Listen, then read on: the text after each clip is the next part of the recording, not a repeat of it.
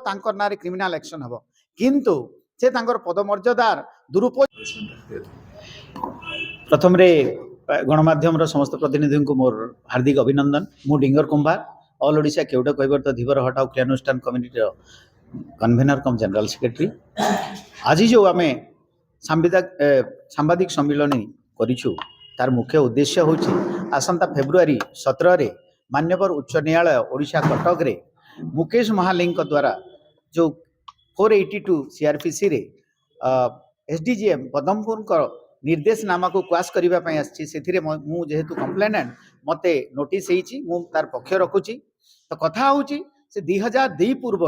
निजे केउट होगी देवार सर्टिफिकेट नहीं से पाठ पढ़िले चाकरी कले सबु सुविधा नेले 2002 पर जिते केउटटा अनुसूचित जाति तालिकाभुक्त है से केउट ना नहीं चलिए गोटे लोक दीटा कास्ट सर्टिफिकेट से नहीं सेटा हूँ गोटे धर्तव्य अपराध जोटा कि आपणकर मान्यवर उच्च न्यायालय मान्यवर सर्वोच्च न्यायालय आगरू निर्देशनामा करिसंती जे एटा क्रिमिनल एक्टिविटी तांकर जहा प्राप्य नहीं थिबे सेटा बाज्याप्त अभियोग करिकरी तळ कोर्ट रे तो आमे न्याय पाइलु किंतु थाना रे से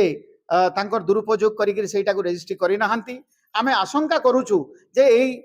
17 तारिख रे फेब्रुआरी 17 तारिख रे जो न्यायालय ये सुनिबा हम न्यायाधीश उपरे संपूर्ण भरोसा अछि सेही भरोसा रे मु 17 तारिख रे लीड करिवि किंतु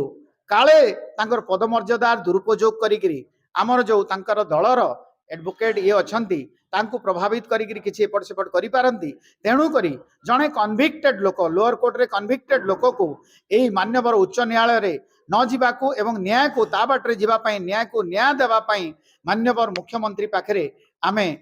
दाबी करूछु जे एमिति जणे फर्जरी करिथिबा मंत्री को कॉन्स्टिट्यूशनल पदवी रे न रखंतु।